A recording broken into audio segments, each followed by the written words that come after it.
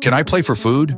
The alien laughed, then the human beggar sat down and the stench of alien garbage and the acrid tang of industrial waste filled Cade's nostrils as he trudged through the neon-soaked streets of Cerulean Port. Once a proud Marine in Earth's Interstellar Defense Force, now reduced to a vagrant on this backwater alien world. His muscular frame, honed through years of combat training, was now just another burden to feed. The scars that crisscrossed his torso told stories of battles won, but none of that mattered here, where humans were barely tolerated. Rain pelted down from the artificial weather system, soaking through his tattered gray tank top.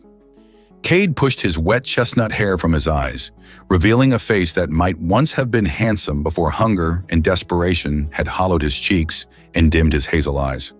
"Move along, dirt skin," hissed a passing Vexillian, its translucent membranes fluttering in disgust at the human obstruction. Cade stepped aside without protest. Pride was a luxury he could no longer afford, not when his stomach had been empty for 3 days. The glittering facade of the moon quartz loomed ahead, its entrance guarded by 2 hulking draconian bouncers. The establishment was legendary across 3 star systems, a gathering place for the galaxy's elite, where the finest musicians performed on instruments humans could barely comprehend. Through the gleaming windows, Cade could see patrons dining on delicacies worth more than he'd earned in a month back when he had a job. His mouth watered involuntarily. "You're not getting in there, human," one bouncer rumbled, mandibles clicking in amusement. Cade nodded. "I know, His voice trailed off as he spotted someone exiting a side door. A luminary, his bright blue skin almost luminescent in the rain, carrying what appeared to be a xenophone case. The alien musician was well known even to Cade, Theron Lux, the most celebrated xenophonist in the quadrant. Without thinking, Cade approached him. "Excuse me," he said, his voice rough from disuse. Theron turned, expressive silver eyes widening slightly at the bedraggled human before him. "Yes?" Cade swallowed his pride. "Can I play for food?" The luminary's expression shifted to one of incredulous amusement. He laughed, a musical sound that drew the attention of nearby aliens. "You? Play the xenophone?" "I can play," Cade insisted, desperation making his voice firm. Theron's laughter grew louder, and soon other aliens had gathered, joining in the mockery of the human beggar who dared to think he could master their sophisticated instruments. "Let him try," someone called out. "It'll be the best entertainment we've had all night." Theron's eyes sparkled with mischief. "Very well, human. Follow me." The crowd parted as Theron led Cade back into the moon quartz. The bouncers, too surprised to object, simply watched as the renowned musician escorted the filthy human into the establishment. Inside, the air was thick with exotic perfumes and the low hum of alien conversations. Patrons turned to stare as Cade followed Theron to the stage, where a gleaming blue xenophone sat on a pedestal. "This instrument," Theron announced to the now attentive crowd, "is worth more than this human will earn in his lifetime. But he claims he can play it." The luminary stepped aside with a flourish. "The stage is yours, dirt skin." Cade approached the xenophone, ignoring the snickers and jeers. The instrument was similar to ones he'd seen before, a complex arrangement of tubes and resonance chambers that responded to both touch and thought. He sat down, closed his eyes, and placed his hands on the control surfaces. For a moment, nothing happened. Then a single note emerged, pure and perfect. It hung in the air like a teardrop, silencing the room.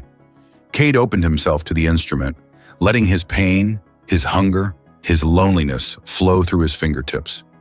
The melody that followed was unlike anything the aliens had heard before. It wasn't technically perfect. Cade hit wrong notes, struggled with transitions, but it contained something the aliens rarely experienced: raw human emotion. The song spoke of loss, of a home among the stars now forever denied, of pride swallowed and dignity abandoned. When the final note faded, the silence was absolute. Cade opened his eyes to find the entire establishment staring at him in shock. Some of the aliens had moisture tracking down their faces, the equivalent of tears. Theron stood frozen, his blue skin pale to almost white. "How?" he whispered. Cade rose from the seat, suddenly self-conscious. "Food?" he asked simply. The spell broke. Aliens rushed forward, offering credits. Food, drinks. Theron pushed through them, reaching Cade. "That was extraordinary," the luminary said. I've never heard the xenophone played with such feeling. You must join my ensemble. I can offer you— Just food, Cade interrupted. That's all I asked for. Theron's expression shifted to one of confusion.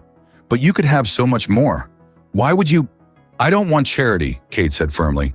And I don't want to be a novelty act, the human who can play alien music. I asked to play for food, nothing more.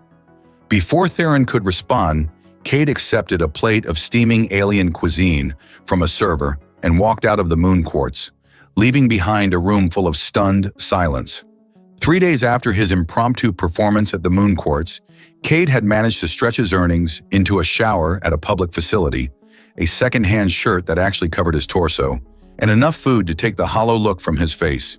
He was sitting on a bench in Merchant Square, watching the diverse alien crowd flow past, when a familiar voice called out, "By the twin nebulae, it is you!" Cade turned to see Theron Lux approaching, his blue skin practically glowing in the midday light. But it wasn't the luminary musician who caught Cade's attention. It was the woman beside him. She moved with liquid grace, her silvery skin catching the light like polished metal. Her form was unmistakably feminine, despite her alien features, with curves accentuated by a tight-fitting dark suit that seemed to shimmer with every movement. But it was her eyes that truly captivated him. Large, almond-shaped, and a vibrant emerald green that seemed to look straight through his defenses. "I told you it was him, Theron," she said, her voice melodic with an accent Cade couldn't place. "The human who made Counselor Verd weep into his dessert." Theron laughed. "Linsa has an eye for faces. I've been telling everyone about your performance. The recording's gone viral across 3 systems." "Recording?" Cade stood abruptly. "You recorded me?" "Public venue," Theron shrugged, unrepentant. "Besides, you should be thanking me. You're something of a celebrity now." "I didn't ask for that," Cade growled. "No, you asked for food," Theron countered. "And now you could have much more."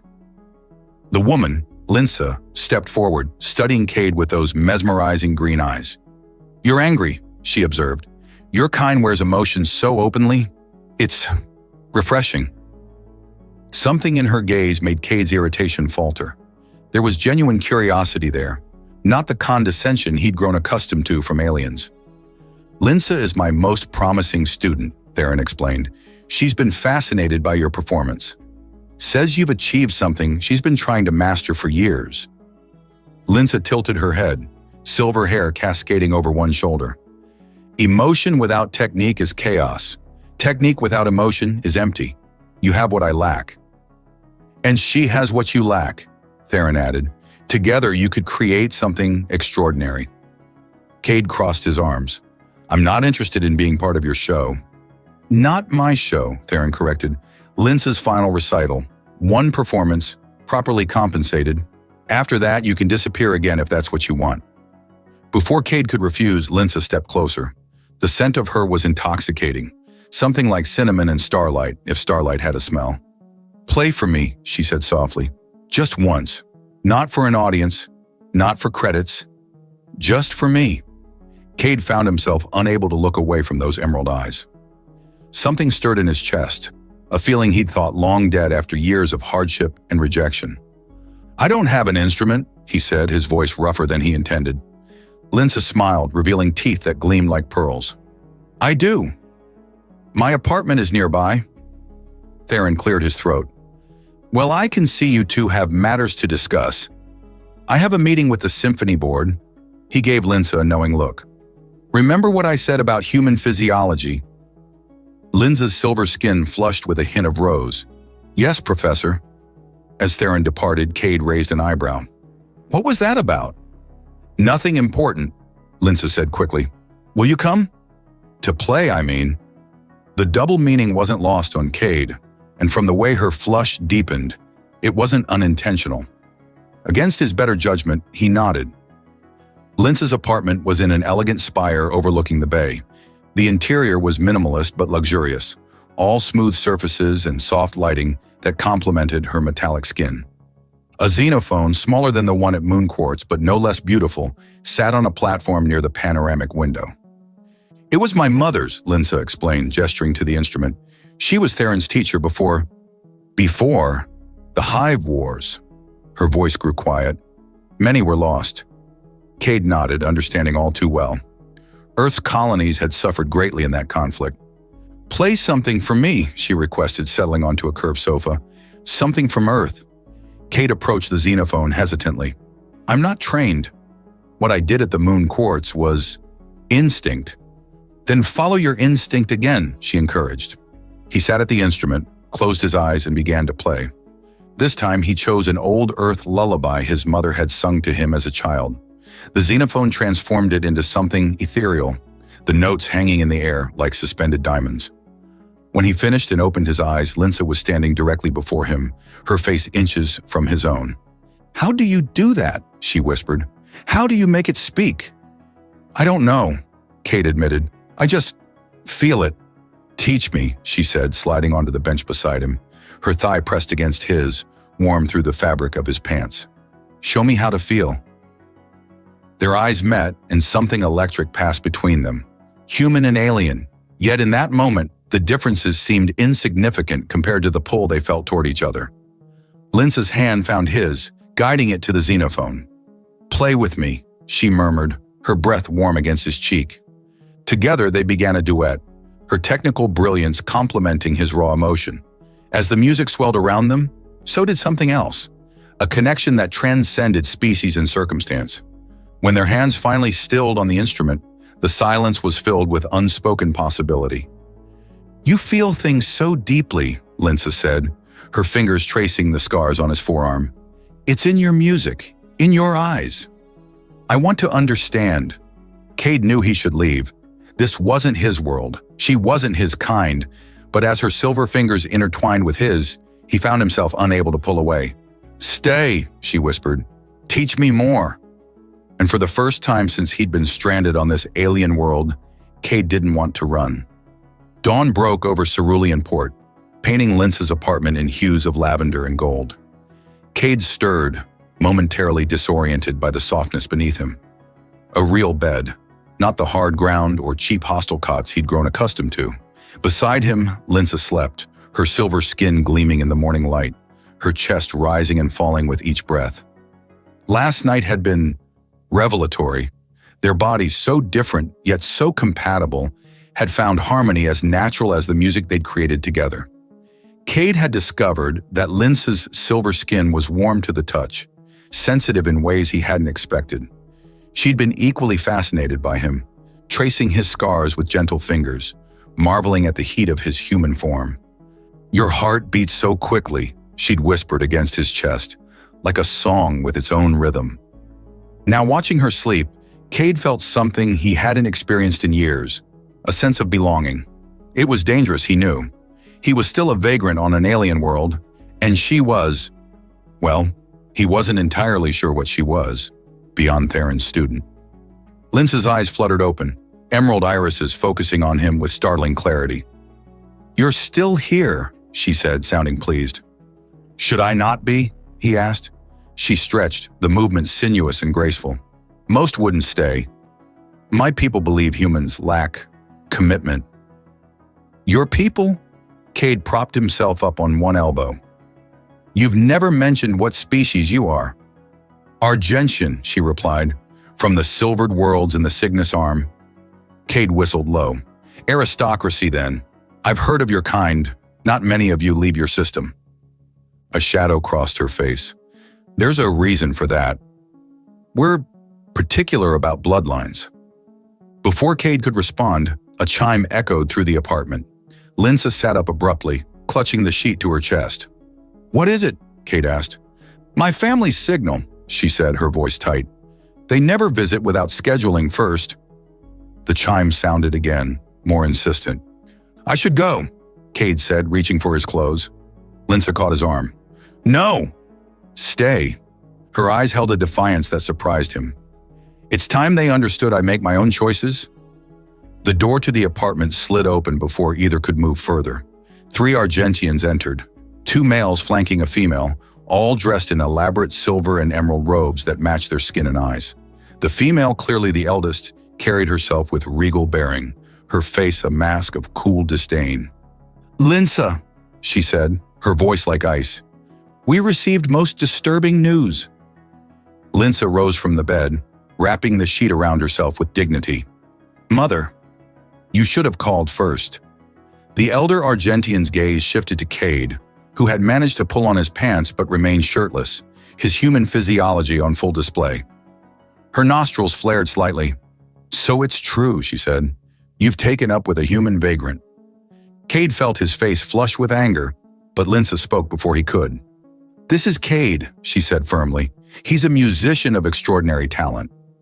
A beggar, corrected one of the males, presumably Linsa's brother, who played for food scraps at Moon Quartz. The recording has become quite the entertainment among the lower classes. You dishonor our house, the mother continued. The Viridian Compact is nearly complete. Your union with Prefect Jorak's son would secure our family's position for generations. Cade's stomach sank. Of course, an arranged marriage. He should have known someone like Linsa would have obligations. I never agreed to that match, Linsa countered. Jorak's son is a dullard who can't distinguish a xenophone from a food processor. He is of pure lineage, her mother snapped. Unlike this creature. She gestured dismissively at Cade. Do you have any idea what contact with human biology might do to our bloodline? Their DNA is chaotic, unpredictable. Adaptable, Linsa corrected. Creative, passionate, all qualities our people could benefit from. The second male stepped forward. Sister, be reasonable. This dalliance threatens everything our family has built. The human can be compensated for his services and sent on his way. Cade had heard enough. He stood, drawing himself to his full height, taller than any of the Argentians. I'm standing right here, he said, his voice low and controlled, and I don't need your compensation. The elder brother's hand moved to a device at his belt. You'll take what we offer and disappear, human or what? Cade challenged, stepping forward. Years of military training had left him with an instinctive awareness of threats. You'll force me? In violation of Galactic Compact laws regarding sentient rights? The Argentian hesitated, clearly surprised by Cade's knowledge of interstellar law. Linsa moved to Cade's side. Mother, brothers, I've made my choice. Cade stays. Then you are no daughter of mine, her mother declared. You will be cut off. No access to family accounts, no position at the conservatory. Linsa's face paled slightly, but her voice remained steady. If that's your decision. The elder Argentian's composure cracked slightly. You would choose this human over your birthright? Over centuries of tradition? I choose my own path, Linsa replied, as humans do. A tense silence filled the room. Finally, the mother turned to leave. You have until the Viridian Compact signing ceremony, 3 days to come to your senses. After that, your choice becomes permanent. The three Argentians departed, leaving Cade and Linsa alone in the suddenly quiet apartment. I'm sorry, Cade said softly. I never meant to come between you and your family. Linsa turned to him, her emerald eyes bright with unshed tears. You have nothing to apologize for. This confrontation was inevitable. But your position, your finances, are meaningless without freedom. She took his hands in hers. Last night, when we were together, I felt something I've never experienced before. A connection that transcends biology, culture, everything. Is that not worth fighting for? Cade pulled her close, marveling at how perfectly she fit against him, despite their different origins. It is, he agreed, but this won't be easy. Your family has power. And we have music, she said with a small smile, and each other. As Cade held her, he couldn't shake the feeling that the battle had only just begun. We could change everything, Linsa said, pacing the length of Theron's studio. If they could just hear us play together, hear what's possible when different species collaborate. You want to perform at the Viridian Compact signing ceremony? Theron's blue complexion paled slightly. That's ambitious. Cade leaned against the wall, arms crossed. They'd sought out the luminary musician after Linsa's family had left, hoping he might have advice. What they hadn't expected was his immediate offer of his private studio as a sanctuary. It's more than ambitious, Cade said. It's dangerous. These political alliances aren't just about trade agreements. They're about maintaining species purity. We'd be challenging centuries of tradition. Exactly! Linsa's emerald eyes flashed with determination. Traditions that need challenging. My people have been isolating themselves for generations, breeding for specific traits until we become stagnant. Look what happened when you played the xenophone, Cade. You unlocked something none of us could. Theron nodded thoughtfully. She's right.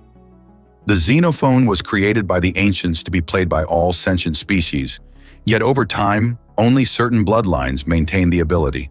But humans. He looked at Cade with newfound respect. Humans seem to have a natural affinity for it.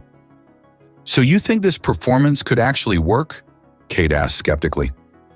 I think, Theron said carefully, that I might be able to get you on the program. As a cultural demonstration, the Viridian Compact is meant to celebrate the unique contributions of each signatory species. I have some influence with the cultural committee. Hope bloomed on Linsa's face. She crossed to Cade, taking his hands in hers. This could be our chance to show them that our connection isn't just physical, it's something deeper, something that creates beauty. The warmth of her touch sent electricity through Cade's body, reminding him of their night together. The way their differences had only enhanced their connection, creating a harmony he'd never experienced with anyone of his own species. All right, he agreed, but we'll need to create something spectacular. Something they can't ignore. Theron clapped his hands together. I'll make the arrangements. You two should start composing immediately. The ceremony is in 3 days. As they left Theron's studio that evening, Cade couldn't shake the feeling they were being watched. The back of his neck prickled, an old soldier's instinct that had saved his life more than once. Stay close, he murmured to Linsa, casually scanning the street. What is it? She asked, sensing his tension. Probably nothing, he said, though he didn't believe it. Let's take the transit tube instead of walking. They boarded the sleek public transport pod, finding seats near the back. As the pod accelerated through the transparent tunnel, Linsa leaned against him, her head resting on his shoulder. I never asked how you learned to play, she said softly. The xenophone isn't common on human worlds. Cade was silent for a moment, memories washing over him. My unit was stationed on Proxima 4 during the border disputes. We found an abandoned temple with instruments inside. Most of my squad couldn't make them work, but when I touched one, he shrugged. It just made sense. After the war, I tried to find work as a musician, but no one wanted to hire a human to play alien music. Then my ship was impounded for unpaid docking fees, and I was stranded here. Linsa's fingers intertwined with his. And now? Now I'm planning to crash an interstellar diplomatic event with the daughter of an Argentian noble house, he said with a wry smile. Definitely an improvement. The pod slowed at their stop. As they exited, Cade noticed 3 figures in dark clothing detach themselves from the shadows, moving to intercept them. Run, he whispered to Linsa, but it was too late. The figures, mercenaries by the look of their mismatched armor and professional stance, blocked their path. The leader, a reptilian saurian with scarred scales, stepped forward. The human comes with us, he hissed. The female can go. Cade pushed Linsa behind him. I don't think so. The saurian's forked tongue flicked out. Your choice is to come conscious or unconscious. Either way, you're coming. Who sent you? Linsa demanded, though Cade suspected she already knew. Just doing a job, the mercenary replied. Nothing personal. Cade assessed his options. 3 armed mercenaries against 1 unarmed ex-soldier weren't great odds, but he'd faced worse. The problem was Linsa. He couldn't risk her getting hurt. If I come with you, he said slowly, you guarantee her safety? Cade, no! Linsa clutched his arm. The saurian nodded. We're only paid for you, human. Then I'll make this easy. Cade stepped forward, hands raised. The mercenary's reptilian face twisted in what might have been a smile. Smart choice. As the other 2 mercenaries moved to flank him, Cade caught Linsa's eye. Find Theron, he said. Tell him what happened. And don't stop practicing. I'll see you at that ceremony. I'll find you, she promised, her voice breaking. Whatever it takes. The last thing Cade saw before a hood was pulled over his head was Linsa's silver face, tears tracking down her metallic cheeks like liquid mercury. As they shoved him into what felt like a transport vehicle, Cade focused on controlling his breathing. His captors might think they were dealing with a broken-down vagrant, but they'd soon learn differently. He hadn't survived the war by giving up easily, and he had something now he hadn't had in years, something worth fighting for. The hood was yanked from Cade's head, leaving him blinking in dim blue light. He sat in a sparsely furnished room, more a cell than anything else, with smooth metal walls and no windows. His wrists were bound with energy cuffs that hummed softly against his skin. Comfortable? The voice belonged to a tall Argentian male who stepped into view, one of Linsa's brothers. The family resemblance was unmistakable, though his silver features were harder, colder than hers. Not particularly, Cade replied, testing the strength of the cuffs. Military grade. Expensive. Your hospitality leaves something to be desired. The Argentian's mouth twitched. You have a sense of humor. I can almost see why my sister is fascinated. Where am I? The Undercity. Far enough below the surface that no one will hear you. Deep enough that tracking systems are useless. He circled Cade slowly. I am Nevin, firstborn of House Argentus. Charmed, Cade said dryly. Mind telling me why I'm here? You're an inconvenience, human. A distraction my sister can't afford right now. Nevin stopped in front of him. The Viridian Compact is too important to risk over some primitive attraction. Cade raised an eyebrow. Primitive? What else would you call it? This biological imperative that drives your kind to mate indiscriminately? Argentians have evolved beyond such base instincts. Could have fooled me, Cade muttered, thinking of Linsa's passionate response to his touch. Nevin's eyes narrowed. You will remain here until after the ceremony. Then you'll be released with enough credits to leave Cerulean Port. Find another world, another female to entertain you. And if I refuse, this isn't a negotiation. Nevin moved toward the door. You should be grateful. My younger brother wanted more permanent solutions. After Nevin left, Cade examined his surroundings more carefully. The cell was secure but basic, clearly not designed for long-term containment. A single guard was visible through the small window in the door, a bored-looking Phobosian with mottled orange skin. Hours passed. Cade alternated between pacing and sitting in meditation, a technique he learned during his military days to maintain focus during captivity. He needed to escape, but rushing would only waste energy. The door slid open, and a different guard entered carrying a tray of food. This one was a lanky amphibious species Cade didn't recognize, with webbed hands and large liquid eyes. Dinner, the alien said, setting down the tray. Instead of leaving immediately, he hesitated. You're the human who played at Moon Quartz. Cade nodded cautiously. My mate was there. Said it was the most beautiful thing she'd ever heard. The guard glanced nervously at the door. Said it made her think of our spawning day when we first bonded. Thank you, Cade said, sensing an opportunity. I'm supposed to play again, at the Viridian Compact ceremony, with Linsa Argentus. The guard's eyes widened. The silver female? The nobles are saying you corrupted her. Is that what they're saying? Cade leaned forward. What if I told you we're trying to show that different species can create something beautiful together? Something neither could achieve alone? The amphibian shifted uncomfortably. The high-bloods wouldn't like that. No, Cade agreed. They wouldn't. That's why I'm here. A long silence followed. Finally, the guard spoke again, voice barely above a whisper. The waste disposal system connects to the main undercity tunnels. The access panel is in the sanitation alcove. He nodded toward a small door at the back of the cell. It's not monitored, too smelly for cameras. Cade kept his expression neutral. Why would you tell me this? The guard's mouth formed what might have been a smile. Because my mate hasn't stopped humming your melody since she heard it. Because some things are worth breaking rules for. He backed toward the door. Eat your food. The night shift has fewer guards. After the guard left, Cade waited until the facility's lighting dimmed for the night cycle before investigating the sanitation alcove. Sure enough, behind the waste receptacle was an access panel, secured with basic bolts. Using the edge of his food tray, Cade managed to loosen the bolts. The panel came away, revealing a narrow tunnel that reeked of chemicals and waste. Not pleasant, But freedom rarely came with a pleasant smell. He squeezed through the opening, careful to replace the panel behind him. The tunnel sloped downward, forcing him to crawl on hands and knees through foul-smelling sludge. After what felt like an eternity, the passage widened into a larger maintenance tunnel, dimly lit by emergency lighting strips. Cade stood, trying to orient himself. The Undercity was notorious, a labyrinth of abandoned infrastructure and makeshift settlements where cerulean ports less fortunate eked out an existence. He'd avoided it during his time as a vagrant, heeding warnings about territorial gangs and dangerous predators that had escaped from exotic pet shops above.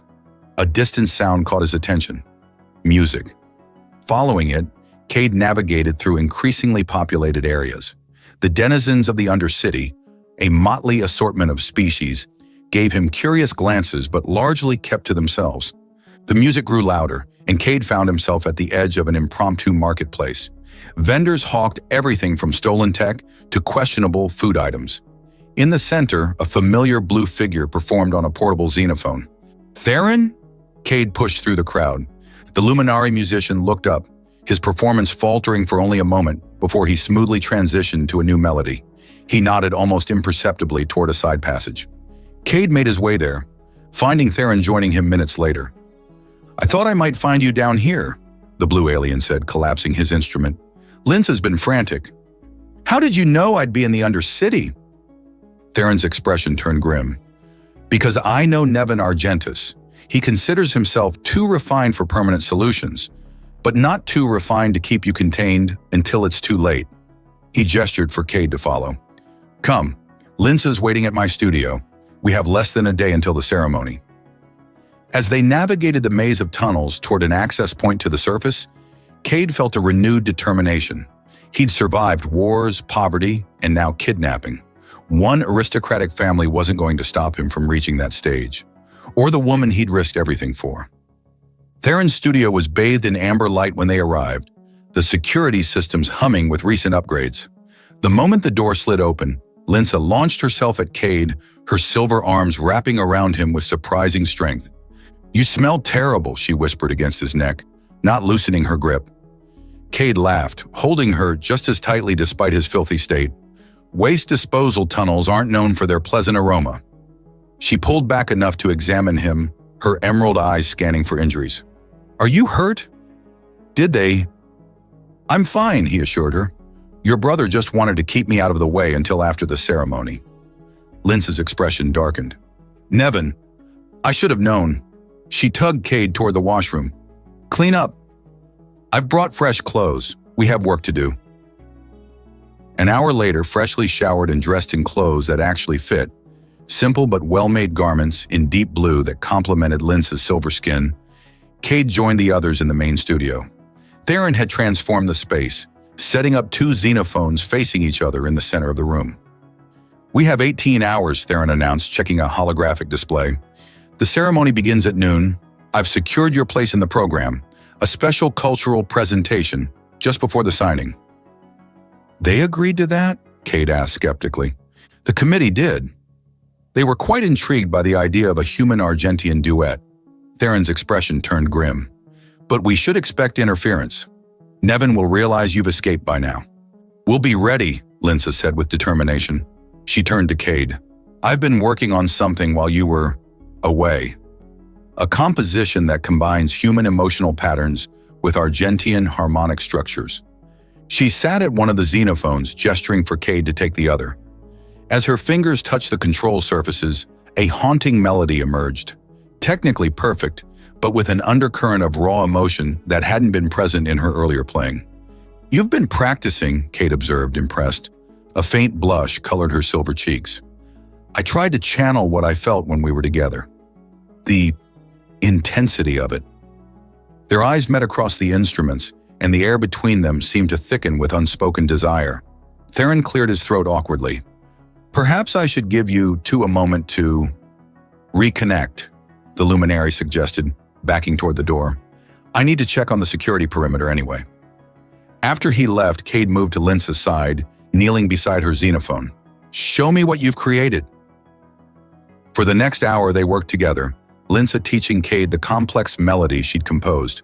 Their fingers occasionally brushed, each contact sending electricity through Cade's body. Despite the looming danger, despite everything, he found himself more alive than he'd felt in years. "It's still missing something," Linsa said finally, frustration evident in her voice. "The emotional resonance isn't quite right." Cade considered for a moment. "Maybe we're overthinking it. When I played at Moon Quartz, I wasn't following any composition.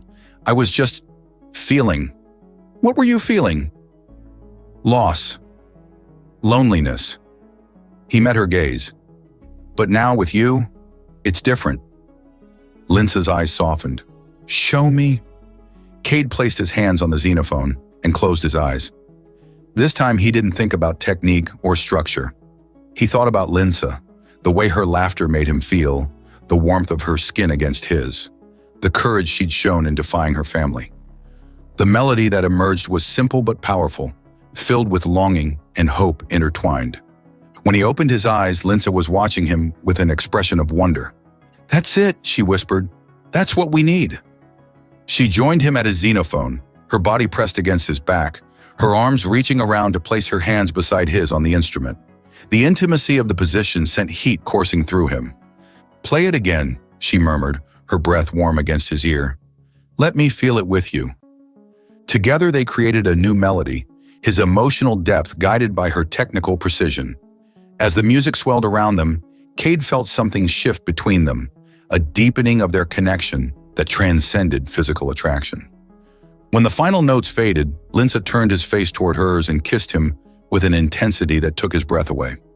Unlike their first night together, which had been driven by curiosity and desire, this was something deeper, a recognition of something rare and precious. "If we pull this off tomorrow," Cade said when they finally broke apart, "your family will never forgive you." "I don't need their forgiveness," Linsa replied, tracing the line of his jaw with silver fingers. "I need this. Us. The music we make together." A chime from the security system interrupted them. Theron's voice came through the speaker. "We have company. Nevin's mercenaries are scanning the building." Cade sprang to his feet, military instincts kicking in. "How many?" "At least 6 that I can see. They're being discreet. Probably don't want to cause a scene before the ceremony." "Can they get in?" Linsa asked. "Not easily," Theron replied. "But we can't stay here until tomorrow either. They'll find a way eventually." Cade's mind raced through options. "We need somewhere secure to finish preparing, somewhere they wouldn't think to look." A slow smile spread across Linsa's face. "I know just the place, but you're not going to like it. Try me." "The Argentian diplomatic compound," she said. "My family's private quarters." Cade stared at her. "You're right. I don't like it. It's the last place they'd expect us to go," she argued, "and I still have access. They wouldn't have had time to revoke my credentials yet." "It's risky," Theron interjected through the speaker, "but she might be right. Hide in plain sight." Cade weighed their options. Staying meant eventual discovery. Running meant abandoning their chance at the ceremony. Linsa's plan was dangerous, but it might be their only choice. "All right," he agreed finally, "but we'll need a distraction to get past the mercenaries outside." Theron's chuckle came through the speaker.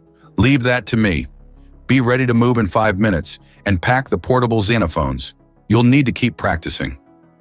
As they hurriedly gathered their equipment, Cade pulled Linsa close for a brief, fierce kiss. "No matter what happens tomorrow," he said, "these past few days have been worth it." Her emerald eyes shimmered with emotion. "Tomorrow isn't the end, Cade. It's just the beginning." The Argentian diplomatic compound loomed before them, a towering spire of gleaming metal that caught the last rays of the setting sun. Theron's distraction, a falsified security alert at the opposite end of the district, had worked perfectly, allowing them to slip past Nevan's mercenaries undetected. "Remember," Linsa whispered as they approached the private entrance, "act like you belong here. Argentians respect confidence above all else." Cade straightened his shoulders, adopting the bearing that had once made junior officers snap to attention. "I can do confident." Linsa pressed her palm to the security scanner. After a tense moment, the door slid open with a soft hiss. "Welcome, Linsa Argentus," intoned a melodic voice. They moved swiftly through the ornate corridors, Linsa leading the way to her private quarters. The compound was eerily quiet, Most of the diplomatic staff would be attending pre-ceremony functions.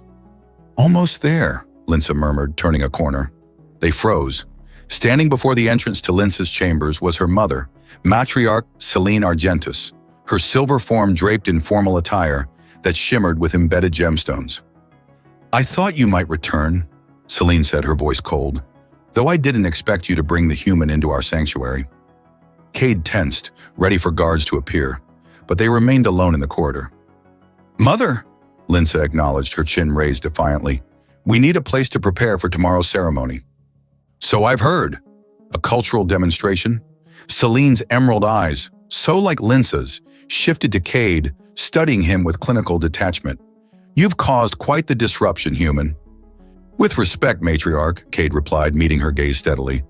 "Your son caused the disruption when he had me kidnapped." A flicker of surprise crossed Celine's face. "Kidnapped?" "Nevin hired mercenaries to abduct Cade," Linsa explained, "to prevent our performance." Celine was silent for a long moment. "Come inside," she finally said, gesturing to Linsa's chambers. "Both of you." They followed her into a spacious apartment decorated in the minimalist Argentian style, all clean lines and reflective surfaces. Celine moved to a sitting area, gracefully lowering herself onto a curved sofa. "Explain yourself, human," she commanded. "What do you hope to achieve with this performance?" Cade considered his words carefully. "To show that humans and Argentians can create something together that neither could achieve alone. And why should that matter to us? Argentians have thrived for millennia through careful isolation and selective alliances." "Have you?" Cade challenged. "Or have you stagnated? When was the last time an Argentian created truly original music? Art? Literature?"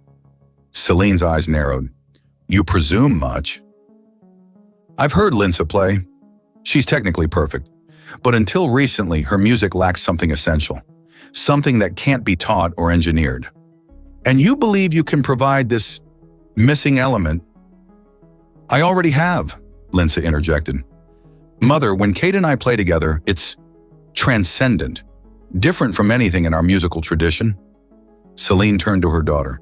"You would risk everything, your position, your inheritance, your future, for this feeling?" "I would risk it for growth," Linsa replied, "for the chance to evolve beyond the limitations we've imposed on ourselves." Cade stepped forward. "Matriarch, humans have something your people have engineered out of yourselves: adaptability. We feel deeply, we change rapidly, we embrace chaos, and find order within it. That's why I can play the xenophone the way I do, because I don't try to control the emotion, I channel it." "Dangerous," Celine murmured. "Necessary," Cade countered. "The galaxy is changing. Species that can't adapt will be left behind." Celine rose and moved to the window, gazing out at the city lights beginning to illuminate the dusk. "During the Hive Wars," she said quietly, "I encountered humans for the first time. Their ships were inferior, their weapons primitive compared to ours. Yet they fought with such ferocity, such determination. We couldn't understand it." She turned back to face them. "One human commander sacrificed his vessel to save an Argentian diplomatic ship. My ship.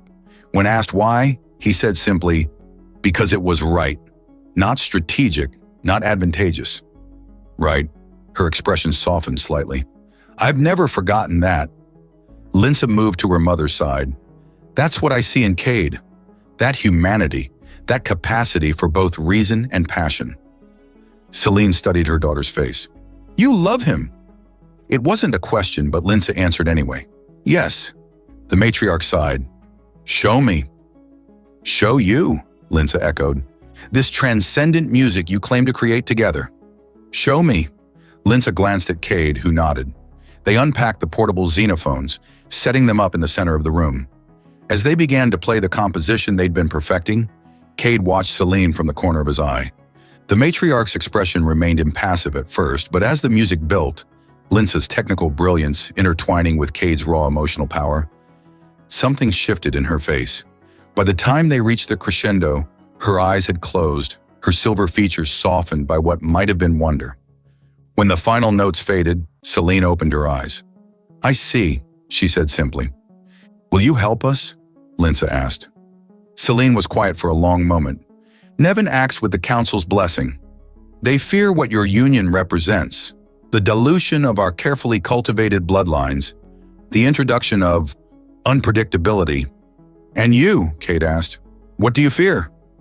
Extinction, Celine replied bluntly. Not physical death, but cultural obsolescence. For millennia, we've defined ourselves by what we are not chaotic, not emotional, not human. She looked between them.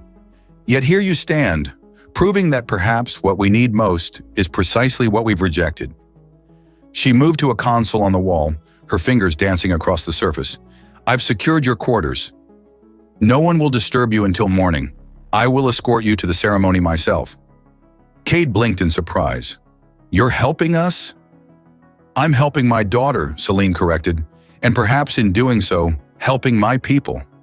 She moved toward the door. Rest. Prepare. Tomorrow will not be easy. After she left, Kate turned to Linsa. Did that just happen? Linsa's smile was radiant. My mother doesn't change her mind easily. You must have impressed her. Or you did, Kate said, pulling her close. With your courage. As they held each other in the safety of Linsa's chambers, Cade felt a cautious hope rising within him. They still faced formidable opposition. Nevin, the council, centuries of prejudice. But they were no longer alone in their fight. Tomorrow they would play for more than food or acclaim. They would play for the future, theirs and perhaps that of their species. The Grand Hall of Harmony buzzed with anticipation as representatives from 12 star systems gathered for the Viridian Compact signing. Crystalline chandeliers cast prismatic light across the assembled dignitaries, their diverse physiologies draped in ceremonial finery. Backstage, Kate adjusted the formal attire Celine had provided. A midnight blue suit with silver accents that complemented Linsa's gown. His hands trembled slightly as he tuned his xenophone. Nervous? Theron asked, appearing beside him in elaborate luminary performance robes. Terrified, Kate admitted. I've faced plasma cannons with more confidence. Theron chuckled. Music requires more courage than war. In battle, you only risk your life. In performance, you risk your soul. Linsa joined them, resplendent in a flowing silver gown that seemed to move like liquid metal. The sight of her stole Cade's breath. You look, he began. So do you, she replied with a smile that calmed his racing heart. Celine approached, her expression grave. The council is displeased with my intervention, but they cannot stop the performance without causing a diplomatic incident. She glanced toward the stage. Nevin is here. He seems agitated. As if summoned by his name, Linsa's brother appeared, flanked by two Argentian officials. His silver face was tight with barely controlled fury. This charade has gone far enough, he hissed. I won't allow you to make a mockery of our traditions. The only mockery here is your fear of change, Linsa countered. Nevin's gaze shifted to Cade, his emerald eyes cold. Did my sister tell you about her betrothal? How she's been promised to Prefect Jorak's son since childhood? Or about the genetic modifications she's undergone to ensure compatibility? Nevin, stop, Celine warned, but he continued, his voice rising. And did you tell her, human, about your dishonorable discharge from the Terran fleet? About the civilians who died because of your recklessness? Cade felt the blood drain from his face. How had Navan discovered that? Linsa turned to him, confusion in her eyes. Cade! It's not what you think, he said quietly. He was commanding a patrol vessel during the border disputes. Nevin continued mercilessly, disobeyed direct orders to maintain position. His actions resulted in the destruction of a civilian transport. 23 dead, including children. The backstage area fell silent. Even Theron looked shocked. I thought they were being boarded by raiders, Cade said, his voice hollow. Intelligence was wrong. By the time I realized, he swallowed hard. I've carried those deaths every day since. A fine hero for humanity, Navan sneered. A disgraced officer reduced to begging. Linsa stepped between them. We've all made mistakes, brother. The difference is whether we learn from them or hide behind them. She took Cade's hand. I know who he is now. That's what matters. An announcer's voice echoed through the hall. And now a special cultural presentation, Harmony of Worlds, performed by Linsa Argentis and Cade Mercer. Navan's face contorted. This performance will not proceed. As acting head of the Argentian Cultural Ministry, I am withdrawing our participation." "You can't," Theron interjected. "The program has been approved by the Compact Committee." "Watch me," Navan snarled, turning toward the stage. Cade caught his arm. "Your sister deserves to be heard." Nevin wrenched free. "You dare touch me, human?" "Enough!" Celine's voice cut through the tension. "Nevin, you will stand down. The performance will proceed." "Mother, you can't." "I am still matriarch," she said coldly, "and I have heard their music. It deserves an audience." Nevin's face flushed with anger, but he stepped back. "On your head be it." As they moved toward the stage, Linsa squeezed Cade's hand. "Are you all right?" He nodded, though his shame felt like a physical weight. "I'm sorry I didn't tell you. We all have past, Cade. What matters is our future." They stepped onto the stage, blinking in the bright lights. The audience fell silent as they took their positions at the xenophones placed center stage. Cade scanned the crowd, hundreds of alien faces, some curious, some skeptical, some openly hostile. At a table near the front sat Prefect Jorax and his son, the latter watching Linsa with proprietary interest that made Cade's jaw clench. Linsa caught his eye and nodded. Together, they placed their hands on the instruments. The first notes were tentative, like a question asked in darkness. Cade closed his eyes, letting the memory of his shame flow through him, not to hide it, but to transform it. The melody that emerged was one of regret, of burden carried too long. Linsa's response came like dawn breaking, not denying the darkness, but embracing it, weaving it into something new. Their music conversed, human and Argentian, each voice distinct yet harmonizing in ways that defied conventional theory. As the piece built, Cade opened his eyes to find the audience transfixed.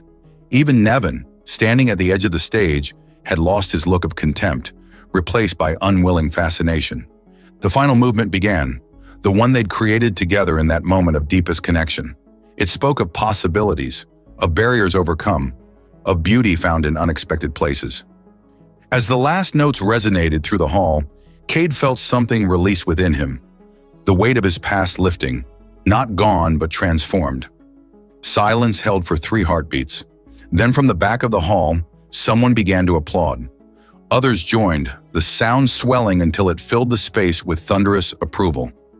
Linsa's face shone with joy as she took Cade's hand, leading him to the center of the stage to bow. As they straightened, he saw tears on the faces of many in the audience. Even the stoic Argentian seemed moved. Prefect Jorax was on his feet, his expression thoughtful. His son looked confused but not angry. And Nevin stood frozen, his worldview visibly crumbling before this undeniable evidence that something extraordinary had been created through the very mixing he feared. Backstage, Celine waited with Theron. "Well done," she said simply. "What happens now?" Cade asked. "Now," Theron said with a grin, "you become famous. That performance will be talked about for generations." "I meant with us," Cade clarified, looking at Linsa. "With the compact." Celine stepped forward. "The betrothal will be dissolved. I've already spoken with Jorax. He was more impressed by the performance than offended by the breach of contract." "And the council?" Linsa asked. "Will adapt," her mother replied, "as we all must.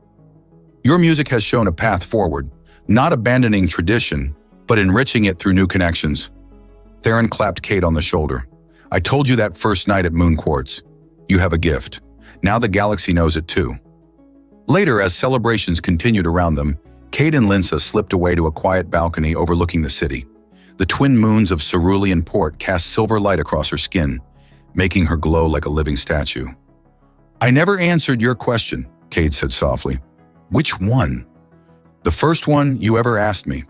If I would play just for you." Linsa smiled, moving closer until their bodies touched. "And will you?" "For the rest of my life," he promised, "if you'll have me." Her answer came not in words but in a kiss that held all the harmony they'd created together. 2 different worlds finding resonance in each other's frequencies. From beggar to beloved, from outcast to pioneer. Cade had found not just food for his body, but nourishment for his soul. And in doing so, he'd helped forge a new understanding between species that would echo across the stars. All because he dared to ask, "Can I play for food?" And a blue-skinned alien had laughed, then stepped aside.